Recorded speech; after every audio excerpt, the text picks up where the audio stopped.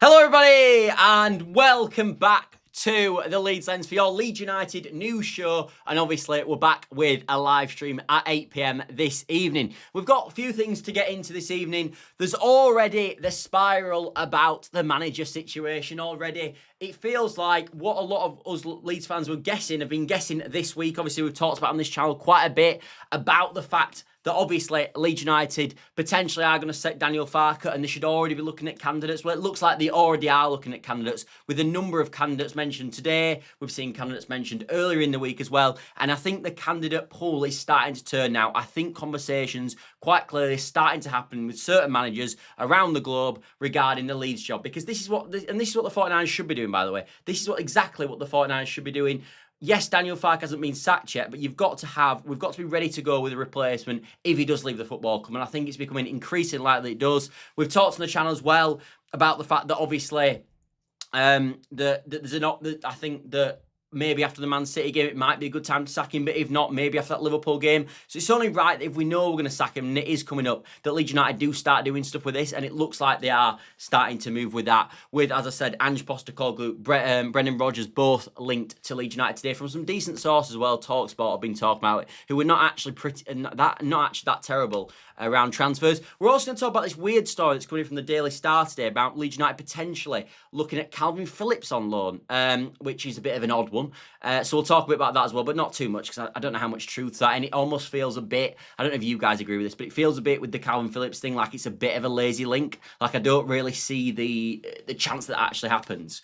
But yeah, and obviously, of course, Leeds United do play tomorrow. So let's not get too upset before the start, because let's be honest, Leeds United are probably in for a generational battering tomorrow away at the Etihad. The only benefit tomorrow that there hasn't been in the past when we've got a generational battering at the Etihad is that I actually won't be there. Last time we got beat 7-0 at the Etihad, I was there. And worst of all, I thought it was a good idea, so I couldn't get in the away end, to sit in the home end. So I naturally watched 7 goals go in and had to cheer for Man City scoring 7 goals, which I didn't do after about the third goal. Me and my brother, who I went with, were like, no chance, not anymore. So at least I'm not putting myself through torture of paying to go to watch a game, to watch my team get thumped. So, you know, could be worse. And also, but credit to the fans that are going down there. If anyone in the chat right now or anyone that's watching on the afters is going to the game, congratulations then, because, yeah, it's a rough do, I think. We've also already got some comments in. Jack said, evening, Scott, match on together. Evening to you too, Jack. Jaguar Skills left a comment in before the stream even started saying, Ange Postecoglou is done. Leeds were making a massive mistake with him. Not sure about Rodgers. To be honest, I guess Rodgers would want guarantees about transfer funds being made available in the transfer window. And that's an interesting point, actually, Jaguar, because I think that I think that whoever comes in, if we're looking at decent managers and we're looking at a certain calibre of manager, they should be demanding stuff. I want a manager to come in and not be felt like they're on strings with the 49ers, and also come in as a big character. We know the best manager we've had at the football club over the last period of time was Bielsa, who obviously was a massive character, decided what was going on, pushed the owners to do certain things in the transfer market as well. And that's the sort of manager you want, in my opinion. I don't want a weak character who's sort of going to be dangled on a pair of, I don't know, like a pair of sticks with the sticks attached to them going, you've got to do this, you've got to have this player, you're not allowed this player even if you say you want them. I don't really want that. I want a manager that's coming in with a good CV and someone who's ready to go, and someone who comes in and can talk to the ownership and go, look, this is what I need. I want runs in January. I need this. I need that. That's what I want. Neil said, it's going to be Rodgers or Postecoglou. I would rather stick with Farke. Postecoglou is utter madness. We will talk about Postecoglou. In fact, let's talk about Postecoglou now, shall we? The Postecoglou thing, I must be honest, when I saw it, I was shocked. I was absolutely shocked. In fact, to be honest with you, it almost feels that shocking with the Postecoglou one that I actually don't think it's true. Like, sometimes you look at things and go, does that actually add up? Realistically, does that actually add up? Does that actually make sense? And I look at obviously what he did at Forest. I'd be as honestly astonished if we signed Postecoglou. If we appoint Postecoglou. My honest feeling with the Postecoglou situation is one of obvious. I think Postecoglou wants the Leeds United job. I think he's failed at Forest. He wants another job. He took the Forest job immediately after he left Spurs basically within months. I think he probably wants to get into Premier League football again.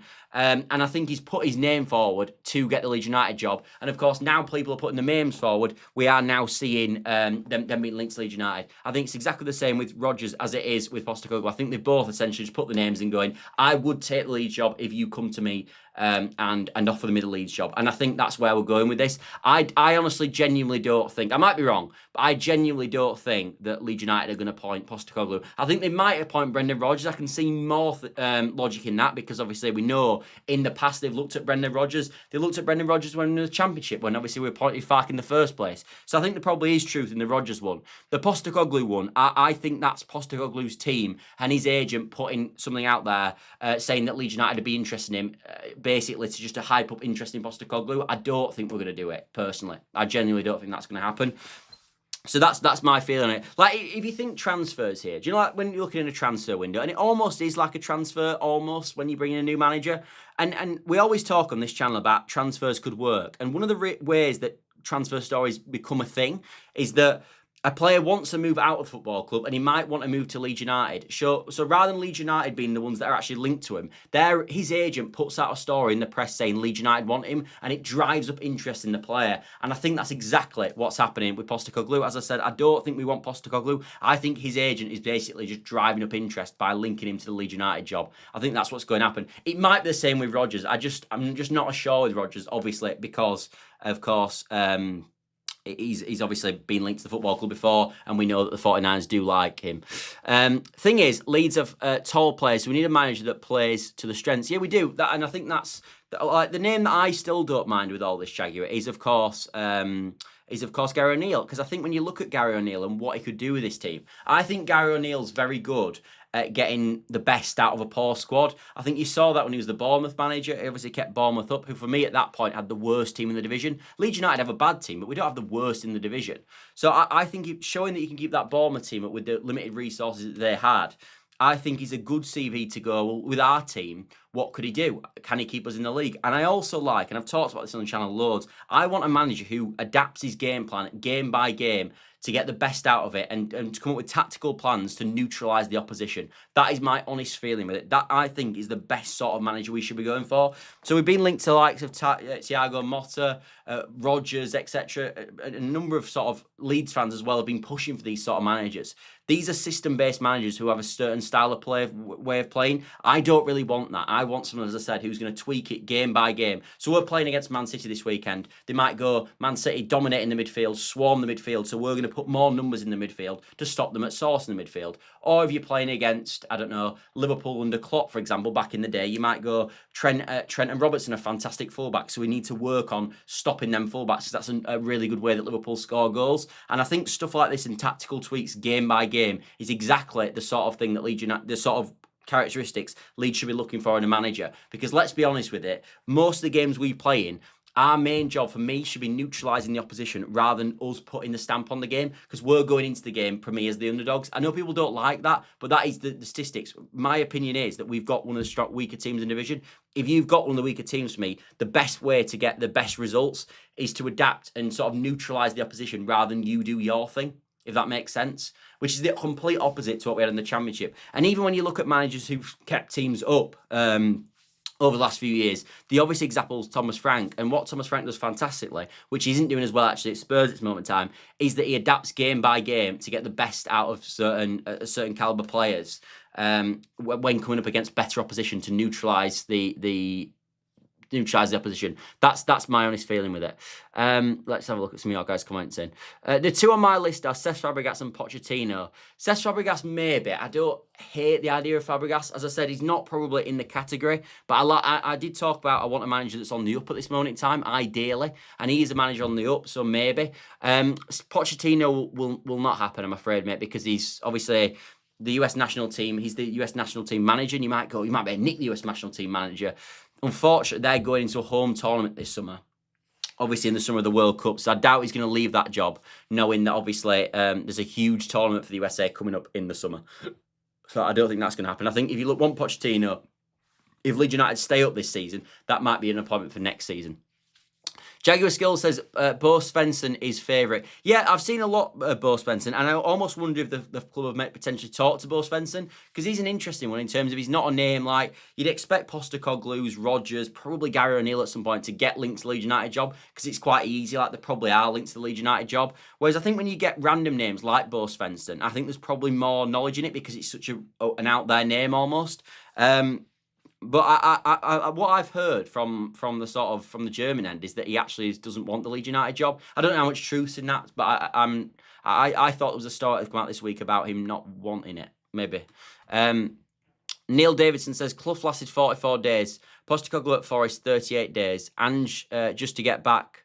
As Rodgers back in your coffin. Don't want pal. I'm not quite sure what you mean there. But maybe I've read that wrong. But yeah, I'm not quite sure what you mean. But yeah, with Postecoglou, by the way, the reason I don't want him is because, for me, Leeds United at this moment in time are really struggling defensively. And if you look at sort of Postecoglou, even when he was doing well at Spurs, the problem was they just conceded far too many goals. And I look at the way he played in the league consistently, and they played a way every single week. That yes, it was fantastic to watch, and yes, they scored quite a lot of goals, but they just conceded so many goals that I don't see with this Leeds United team us being able to outscore positions in these shootout games that obviously Postecoglou plays. So I just think fundamentally, yes, the football might be much more attractive than it is under Farke, and I do think, to be fair, Postecoglou coaches an attacking build-up and attacking strategies better than Farke. I think his attacking game plans are really, really of a high calibre. I think they're really good. One thing that he does really well is he has underlapping fullbacks. You saw it with Udogie and Porro, and then when that's working really well, they can be a fantastic team to watch. I don't think it quite ever got going at Forest, but they can be a good team to watch. But as I said, the problem is it's so risky football, and they throw so many players forward that in transition they just get absolutely schooled. And the other thing with Postecoglou as well, which I think people obviously know about, is that this year we've obviously gone down a sort of physical basis in terms of the Leeds United squad that we've attracted, and also how the Premier League's going. The Premier League's gone into a physical game, and it's all about set piece, and it's all about duels, and it's gone that's the way the Premier League's gone. I don't think Postecoglou goes that way. I think Postecoglou's poor on set pieces. Set piece record at Forest was absolutely abhorrent. I think he's poor in a number of sort of the way the Premier League's going. I think a Postecoglou team and a system suits the Premier League of a few years ago. I don't think it suits the Premier League at this moment in time, in my opinion. Ollie says, nice to see you, Ollie, in the chat as well, and presumably you're not in maths this time, Ollie. Says, evening, Scott. If we get battered 5, 6, 7 tomorrow, do you reckon they would sack him or wait until Liverpool game is over? I've been thinking about this question the whole time, Ollie, all sort of week, really. And the truth is, I'm not so sure. I think that is the question at this moment in time. My inkling is telling me that they won't sack him after Man City and they'll wait till the Liverpool game. That is my feeling. And there's a few reasons for this. I think the 49ers, and we've seen this the whole time they've sort of been at Leeds United Football Club, I think they want to come across, in my opinion, as a football club who is very secure in the decision making, and someone who doesn't panic in the decision making, and someone who doesn't rush decisions. And I think they'll look at it and go, it will be bad PR if we sack Daniel Farke after the Man City game, because there isn't prep then, is there? Because you're not giving the new manager time to get into the next games. There's no time at all. And you look at them 2 games, and if there's one thing you definitely need for them games for Leeds United to get a result, it's preparation, because you need to come up with tactical plans. And a new manager coming in is not going to be able to do that. So I honestly think potentially the logical thing to do probably is probably to keep him to Liverpool, and I think that's what they'll do. As I said 100 times, I'd be absolutely amazed if going into that Brentford game, Daniel Farke is our manager. I would be amazed, but I wouldn't be that shocked if in Liverpool he's still our manager. In fact, I think if he doesn't get sacked after Man City, they won't sack him after Chelsea. It'll then be after Liverpool. That is how it'll go, I think. But as Jaguar says, I hope they sack him after the Man City game. I think a lot do, mate. I think a lot would sack Daniel Farke immediately at this moment in time. I think a lot do get the rationale, and I think you've said it. You might have said it, Jaguar Skills. I'm not 100% sure if you have.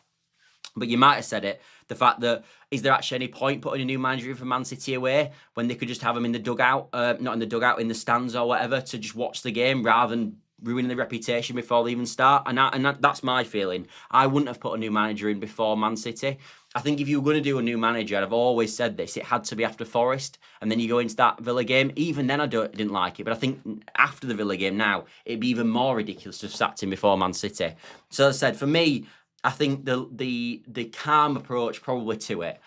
People might not like this way of doing, but I'm turning in terms of what the 49ers think. I think that they'll deem the calm approach to be give him Man City, give him Chelsea, give him Liverpool, then sack him after Liverpool if it doesn't go well, which, let's be honest, it probably won't. And then, obviously, we're going to Brentford with a new manager. The only thing I will say is, and I haven't seen enough people say this, actually, I think there's this idea that, oh, my God, the next 3 games are so bad for Leeds United, the horrendous games for Leeds United, there's no way we're going to win.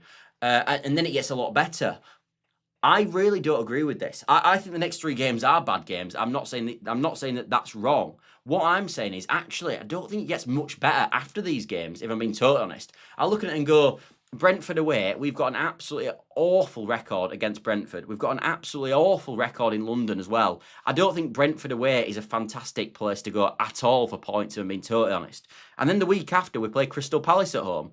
And we know Crystal Palace are a fantastic team. So, again, I don't think Crystal Palace at home is a really good game either. So I'm looking at it and going, it's not like we're playing Burnley and, I don't know, Wolves in the next 2 games after the Liverpool game. You look at it and go, well, it still looks pretty difficult. Brentford away, Palace at home, they're not gimmies by any means. So I'm looking at it going, God, if we're not careful here, we could end up in a hideous loss streak. We really could. Anyway, let's get to some of your guys' comments. I'm actually losing my voice a bit, so I might have a drink of water. SLY says, Miguel Herrera needs to be looked at. He's a Bielsa, no-nonsense type manager. I've never heard of him, mate, but I will take your word for it. You obviously know more about the game than I do. You should be on with me, mate. You can come on if you want. Jaguar Skill says, if the 49ers don't sack Farke after the Man City result, then they're just kicking the can down the road. Yeah, potentially, Jaguar Skills. The only thing that what do you think though? Would you look at it and go, because you've got to be like, I'm trying to think with the most logical way of thinking here. So say if Daniel Farke gets sacked after Man City, he'll probably be sacked on the Monday. And even if they get a new manager in for Monday, the team is only going to get really that day of a full session. And then on the Tuesday, obviously they're preparing for the game Wednesday and they're not going to do a whole physical session because they play the day after. So I'm looking at it going, if you sack him Monday, you've got to get a new manager in. He's then got to do a training session to prepare for the Chelsea game, all in one day, in the first day that he's joined the club, when you need to normally have conversations with players, conversations with how the new structure is going to work, what they're trying to do, what the title plan going forward. It's not really a time for massive tactical plans, and it's not a lot of time for working on the pitch. Then after that game finishes on the Wednesday, you've got Thursday, which again will be a rest and recovery session because obviously they played on the Wednesday in the evening. Then you've got Thursday. Thursday will be rest and recover. Then you look at Friday and you think, well, all right, you might get a bit of a training session in then, but then you're playing on Saturday, so you're not gonna have much of a training session on the Friday, are you? Because you're then preparing for the game on Saturday. So you're not really going to have any time on the training pitch for the new manager between now and the Liverpool game. It isn't really going to happen. So are you best completely throwing it all away and going with a different manager for them 2 games? Without any real time on the training pitch, or you better just sticking with what you know when we have been decent in home games and just going in them 2 games with Daniel Farke, and then worst case scenario lose them and you can move him on. Do you know what I mean?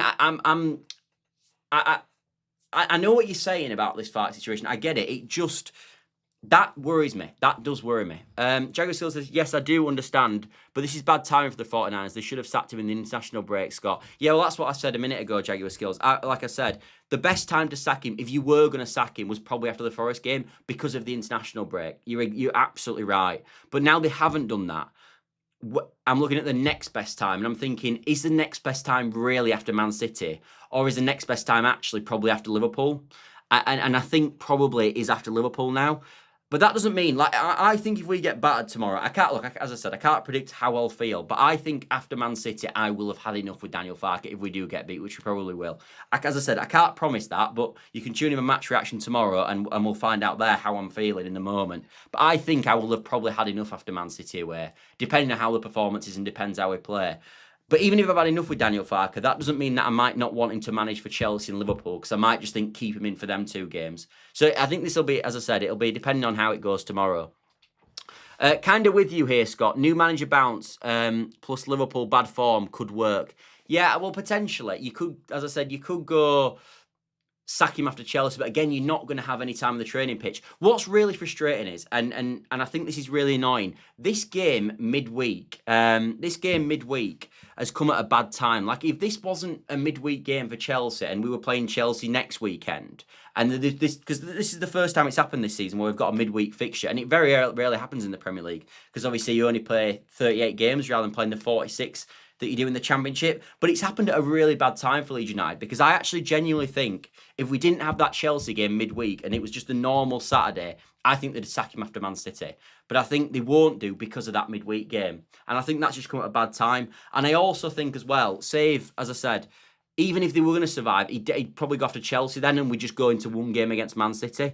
SLY says, are you doing a watch-along, mate? No, I probably won't. I don't really do watch-alongs. I might have to start doing it, but the problem is that I don't probably have a big enough subscriber count yet to be able to do it, probably.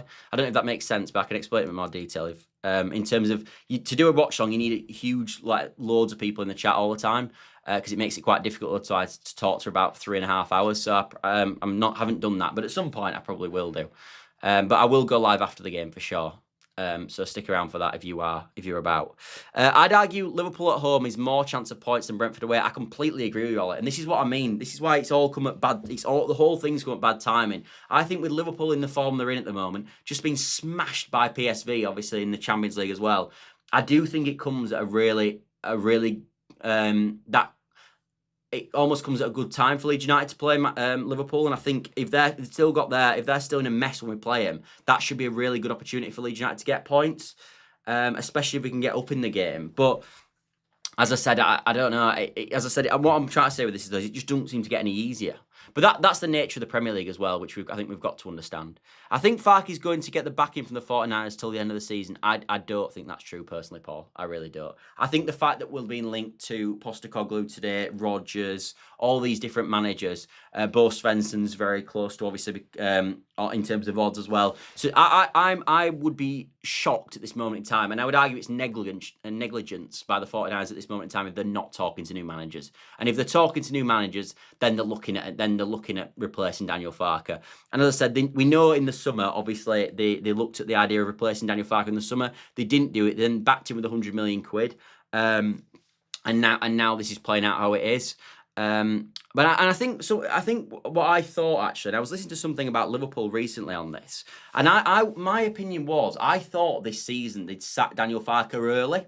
I thought if it was going badly, they'd sack him quite quickly because of what happened in the summer, and the fact that we know they weren't fully convinced in the summer because they were talking to the managers. And what I've actually realised is that might be true, but it isn't true because they backed him with 100 million quid.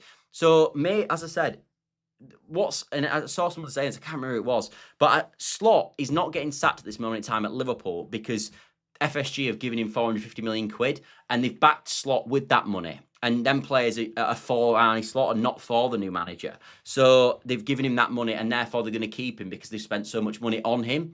And I think it's the same with Daniel Farke at Leeds United. I don't know, it's not the same in terms of monetary value, but I think the same logic applies in terms of the reason they're holding on to Daniel Farke is these are the players that Daniel Farke must have been involved in signing in the summer. They must have been going for these players. These must have been the players that he wanted at the football club. We know he loves Stack. We know he loves Okafor as well, and a few of the others in the team that we've signed. So if these players are the ones that Daniel Farke wanted, is there a thing where the 49ers look at it and go, well, we backed this man with 100 million quid, and we don't know that the new managers are going to actually want these, players. So I think in the summer, when they made the mind to keep with Farke, and then they give him the 100 million, I think at that point they're going, we're probably going to wait quite a long time before we sack you because we've given you 100 million pound, like we're seeing as the example at Liverpool as well. My argument back to that would be that I think the players that we've got would suit a different manager, potentially even more than Daniel Farke, someone who uses physicality in the way that they play more than Daniel Farke does, because we've recruited for a physical style, and I'm not sure Daniel Farke's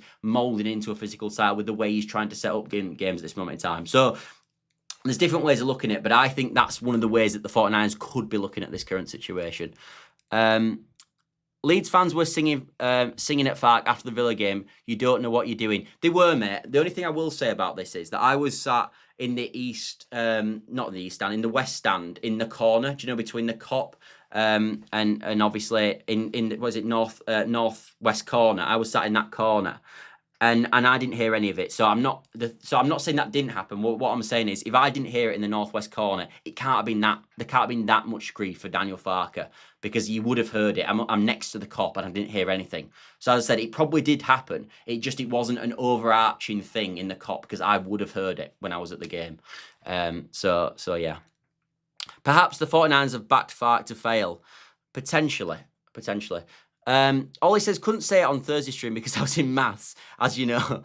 I rate you joining. By the way, massive shout out to Ollie. The commitment to join to a stream of mine in a maths class is uncanny. And I don't recommend it, and do well in your exams, but unbelievable support, Ollie. I appreciate it massively. But I'll get on to the rest of your comment.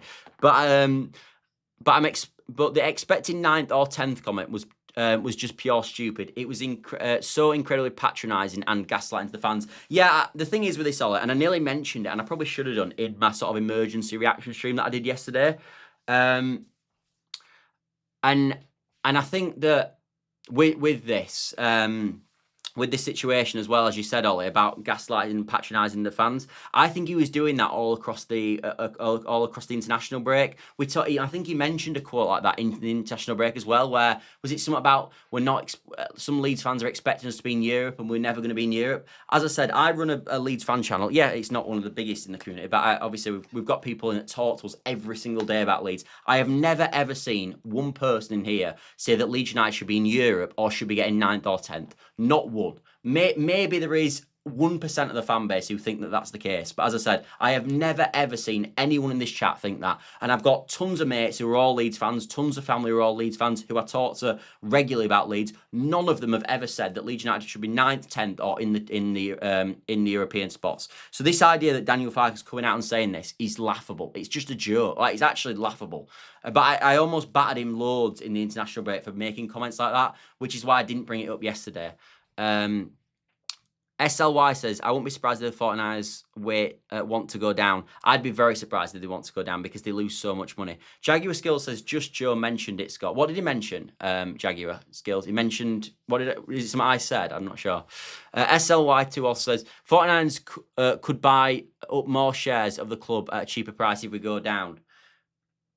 I thought maybe, but they've spent £100 million, mate, to stay in the division, and they wouldn't have done that if they were quite happy going down. B Quirky says, can you see from Farke's point of view, stats-wise, we have been very competitive at home especially? Yeah, I can be Quirky. As I said, at home, like in the Liverpool and Chelsea game, we can compete because we've actually been pretty good at home. And I think when you look at Daniel Farke's reign as a whole, B Quirky, we've seen that throughout. Like, the home form since Daniel Farke has come to the football club has actually been very, very good. I've always questioned his away from, even in the Championship.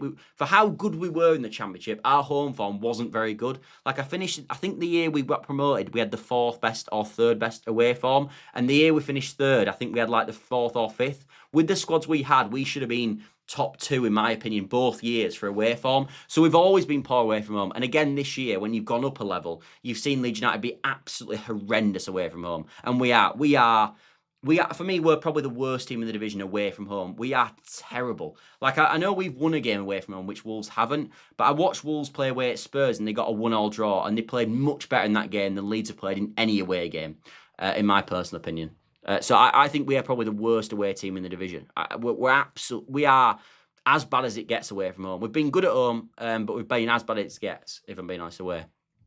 Using stats to save his job. If we get battered tomorrow, most of his stat excuses will be gone. Potentially, Ollie. The only thing is he's hanging on to the idea that we've got a lot of the teams around us to play at home, and we've been good at home. That's what he's been trying to say, and his point isn't wrong. That point isn't wrong. We've still got Fulham to play at home. We've still got Wolves to play at home. We've still got Burnley to play at home. We've still got Brentford to play at home. We've got a lot of good home games still to play. And that's what he's lying onto and saying, we've been playing well in home games against better teams. So when we play worse teams at home, we'll win and then it'll look much better and we'll beat the teams around us at home. The issue you've got is he's already lost to all these teams, a lot of them away from home outside of Wolves. And the fact that then you're putting monumental pressure on them games to win. And if you don't win, you're down. So, you know. The best manager we could going for is Knutson. His contract is at Burnham Glim is up in December. The full squad he is working with at the moment is worth 42 million euros, and they're competing in the Champions League, says John. Yeah, Knutson's an interesting one. And the other thing with Knutson's that you haven't mentioned, John, not that you probably do know this, but the actual the end of the season for the Norwegian League, which he obviously plays in, is up this. Is it no? Yeah, it is the Norwegian League, isn't it? He's up. He's up in this week. Like this weekend is the last weekend of that division. Like that's when their league ends. So that's a perfect time. That's why his contract's up then. And maybe he looks at it and goes and walks away from Bodo Glimt this weekend, and Leeds United look at him. I've watched Knutson's team in the Champions League and the Europa League over the last few years, and I agree they've been absolutely fantastic to watch. Fantastic to watch. I think they do play actually on an Astro pitch, not a grass pitch at home, which I think a lot of teams struggle with when they go to Bodo Glimt. But I remember watching them against Man United in the Europa League last season. Maybe last season? Yeah, it was last season.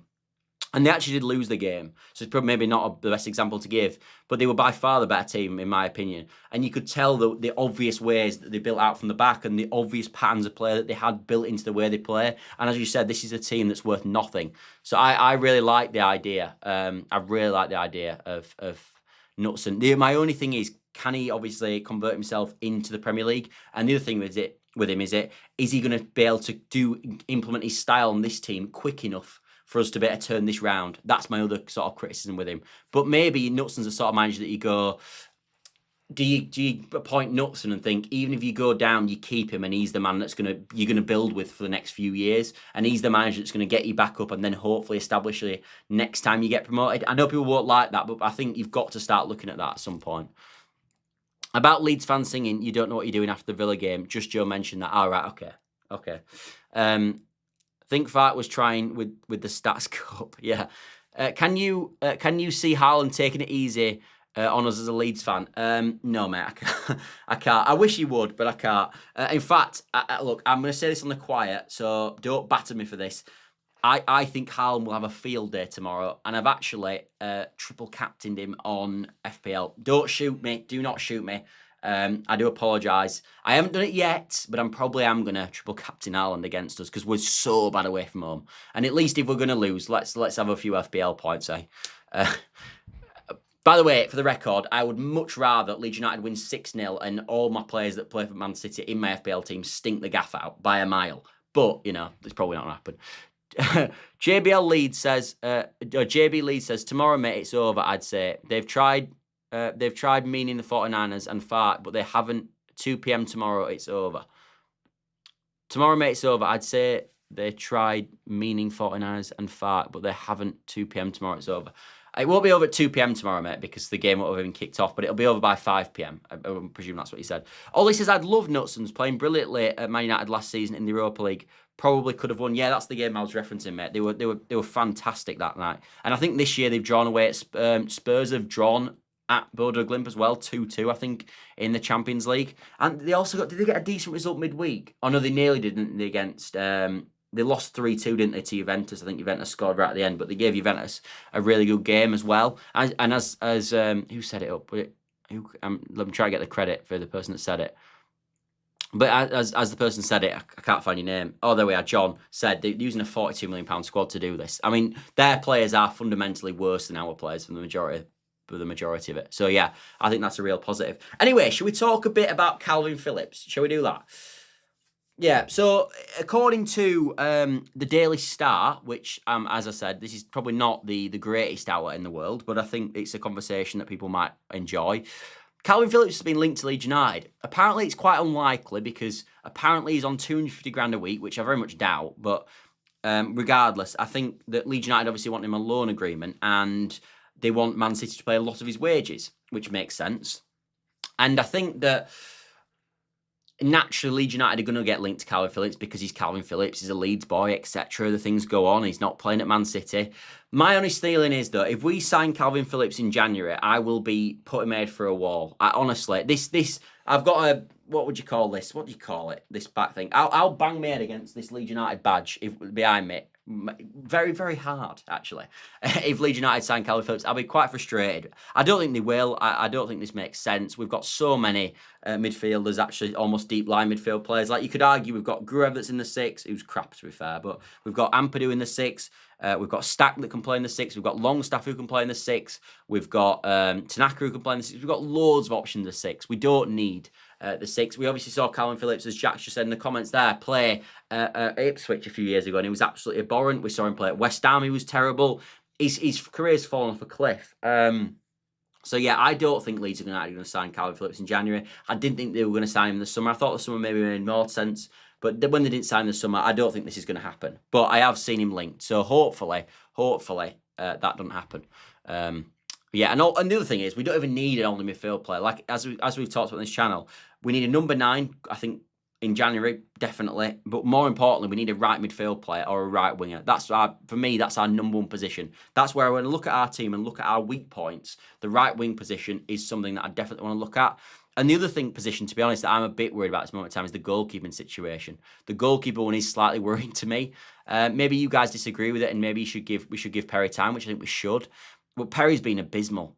He's been absolutely awful. I know I've seen people sort of saying, "Oh, stop going in on Perry." Not to me, but in terms of like, and he's not been that bad, and he shouldn't have saved the one at the weekend. Nonsense. He's been awful. He's been absolutely awful. He was awful against Arsenal. He was absolutely the free kick against Villa, he was awful at, and he also parried one in the Villa game earlier in the game, which was an awful parry as well. He's garbage. He's absolutely garbage. I'm hoping I'm wrong, and I hope it's just a confidence thing and he turns it round, because he has played at a high level. So hopefully there's something there. But God, I hope he turns it round. But he's not looking good, is he? Let's be honest. JB Leeds says tomorrow night Farke's time has come. The fact a fan has to tell him to make a sub is horrendous. Mate, there won't just one fan tell him to make a sub. When we talked about earlier about the fact that they were singing "You Don't Know What You're Doing," I didn't hear that bit, but what I can tell you I did definitely hear is make a sub, and it just went on and on and on. Make a sub, make a sub, make a sub. And they were singing that in the crowd, definitely. I mean, I think I joined in as well, to be fair. And they also sang for Dan James and Wilfred Nonto as well in the crowd. So that definitely did happen. As I said, I didn't hear much of "You Don't Know What You're Doing," but I definitely heard that. B. Quirky says, promise David coming in Jan, all is saved. Well, yeah, David obviously is a striker that plays for, what's that team called? USG. Scored a few goals, I think. He's about 6'7", so he might give someone a different option. I don't think he's the person to save us, if I'm being totally honest. But maybe. JB Leeds says, Farke's had his time in the sun, mate, but this league, his game management has relegated us. But in this league, his game management has relegated us. He hasn't relegated us yet, mate. Thank God. We're not quite in May yet, but we're getting that way with him in charge for sure. Yeah, I agree with you, by the way. I mean, we talked about it on this channel, I think, and it's been picked up by a few people actually, because I put it out on Instagram, and I've seen a few big Instagram accounts talk about this since. And the worst thing you can say about Daniel Farke is our performances in second halves and we talked about this on the channel a few days ago, is absolutely horrendous. It is the worst thing I've ever seen. We've lost our last 5 away from home. We've only, not away from home, in the second half. We've only won one second half all season, and it was the Everton game in the first game of the season. You've seen me probably say this a few times on the channel. That is the only game Leeds United have won a second half all season. And even if I take you all the way back to the Everton game, the first game of the season, in the second half against Everton, we were miles worse than we were in the first half. So yes, we won the half, but you look at the half that we played better in and where we had the most control in, by far it was the first half. So yeah, every single game we've got worse in the second half. I can't think of a game, maybe you guys can say a game, but I can't think of a game where we were better in the second half than the first half. And that just can't happen. You can't constantly have horrific second half performances like we've had all season. And as you said, that's got to look at Daniel Farke's door. Maybe it's that we're not fit enough. Maybe that his game management's not good enough. Maybe it's subs not good enough. Regardless what it is, that can't continue. Oli on Tour says, I think we need to bring back Felix Vivald, Adam Forshaw, Heidi Sacco, and Lazoga to return to solve all our problems. With Heckingbottom as manager, marching on together. Well, I think, to be honest, with the way some people talk about Daniel Farke, I think they'd actually take Heckingbottom at this moment in time in charge Ollie. But yeah, some of them names ring back. You can't throw Adam Forshaw in there though. By the way, Adam Forshaw's my boy. Well, he's not quite my boy, but he is not as bad as Heidi Sacco, Lozoga, and Vival. Jesus, they're on. Adam Forshaw wasn't brilliant for Leeds, but at least he was in a squad that actually achieved something at the football club, and he had decent games. Them other three, crikey, they are awful. Except that goal when that fella shouted in the crowd at Lozoga. Billy says Bielsa. Mate, I'd absolutely love Bielsa, but he's got a World Cup coming up. I don't think he's going to be sacked by Uruguay, so I don't think that's going to happen. As much as I'd love it, I don't think it's going to happen. Anyway, shall we wrap it up there? I've enjoyed the show this evening, even though, as I said, we're probably going to get a generational battering away at Man City tomorrow. Except that, it's all looking fantastic for Leeds. We might have a new manager soon, so I'm sure a lot of you will enjoy that. Union okay, and then yeah, that's a better example, mate. He was awful, okay, and he was absolutely dreadful. But yeah, thanks all for watching as always. I hope you've enjoyed the show, and if you have got to this point and you've liked it, if you could drop a like, subscribe, all that good stuff, massive help to the channel. And also, if you're watching on a past record or whatever it's called, after the fact anyway, if you could drop a hype as well, that would be brilliant. But yeah, thanks all for watching as always, and I'll see you tomorrow as potentially I turn Daniel Farke out. Ollie on Tour says, I agree with you 5-4-1 from your preview. Thanks, mate. Oh no, that's another thing actually. You've reminded me, Ollie. If you do want more of me, which you probably don't, but if you do, and if you enjoyed this a bit, I did do a video this morning, a preview show, which you can go watch. It's only like 9 minutes long, and we talk about the fact that Haaland's going to score about 12 goals against us. No, we don't. But yeah, thanks all for watching as always, and I will see you tomorrow, and potentially, I finally turn Daniel Farke out. So yeah, thanks.